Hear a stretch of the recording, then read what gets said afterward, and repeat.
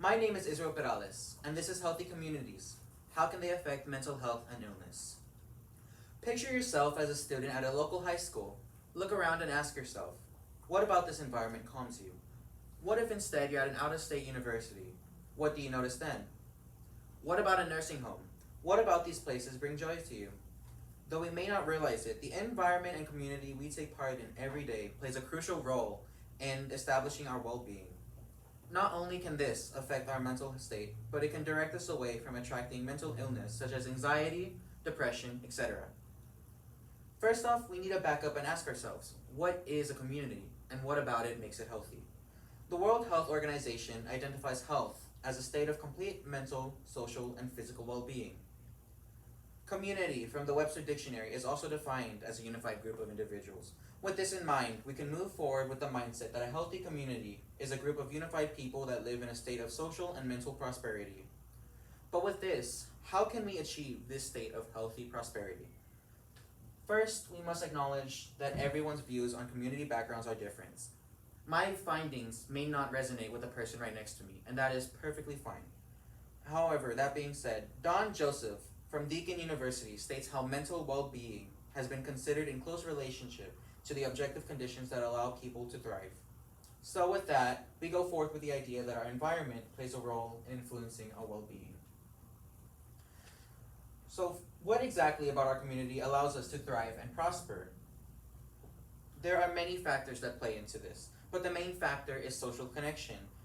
We can find social connections in our art community, in our schools. Almost everywhere we go, there are social connections waiting for us to interact with. It's through our community and these social hotspots that we can find balance in the arts, new companions, mental and physical support, and collaboration. I want to highlight the social hotspots and events such as the TMEA Music Convention that bring in over 30,000 people to interact and learn about music together yearly. Events such as these help bring a community together from all over the country just to interact and network. Another good spot are coffee shops, as journalist Jennifer Fiera notes that through affiliations and social interactions, we develop a sense of identification and belonging. We see that these coffee shops move to replace local pubs as they appear more welcoming to men and women of the younger generation. Building off of that, we see these coffee shops start appealing to the younger generations as they start to develop camaraderie and friendships. Coffee shops offer a neutral environment to meet up and hang out. They can get a beverage and enjoy the atmosphere as they study or simply relax. That being said, there are different social hotspots as well that can appeal to the generations older. We see community ensembles like the Heart of Texas Concert Band dedicated to giving retired players a chance to continue participating in these activities and their love for music. Researcher Renee Human finds that for the older generation, the idea of participating in these ensembles enhances their social sense, their mental health, and spiritual and psychological well-being. Renee Human and Don Joseph conducted case analysis on two separate music ensembles in order to determine how they affect the older musicians performing in them. While Renee interviewed the vocalist ensemble individually, Don interviewed the orchestra as a focus group consisting of violins, cellos, a flute player, and a piano player. The cellist stated how she developed self-confidence through performance with the group.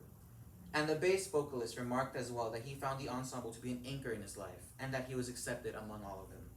Both researchers concluded that participating in the ensembles promoted positive emotions and engagement in the participants. This study helps us understand better how these activities can not only improve mental stability, but also improve their spiritual well-being as they take part in these ensembles. I want to also emphasize that it was through this love for music and this community that really helped them stabilize their mental health, their social ability to communicate, and their well-being spiritually. So what is the risk then, if we choose to not socialize and instead choose a life filled with little social interaction? The Office of the U.S. Surgeon General ran tests and found that the lack of social connections is an independent risk for death from all causes. Those especially caused by mental and physical disease, some of which include cardiovascular disease, diabetes, depression, anxiety, etc. Another serious consequence from this chronic loneliness can be dementia. But what is dementia? Dementia is a progressive neurodegenerative condition that affects cognition and many areas of response. When first diagnosed with dementia, one could feel powerless, vulnerable, hopeless, and more importantly, alone. Samantha Lloyd, a researcher at the University of Melbourne, deployed a project known as Rhapsody, looking to find the outcomes and results of people with dementia being exposed to social interactions and music. Here you see the weeks of preparation leading up to Project Rhapsody. Project Rhapsody is an 8-week-long project that allowed Samantha to put 2 groups of dementia patients and their caretakers through a series of social activities. This includes mental support, focus group work, social hours, and music therapy. Throughout the week, they would go through music analysis, peer talks, lifestyle changes, and new strategies for self-care. The overall results of Project Rhapsody showed an increase in response socially and mentally. Samantha noted that the dementia patients were more aware, they had a more stable mindset, and overall a more positive behavior to keep their minds active. All in all, embracing the social elements of our community allows us to act together as a society. Not only can we be more mentally active, but through these activities we can directly change our health medically as well just by participating in these community events. It is through all of this that we can truly find a significant change in our balance and joy for the better. Thank you. Okay, very good. My first question for you, okay, how did your research question evolve as you moved through the research process, and did your research go in a different direction than you originally planned?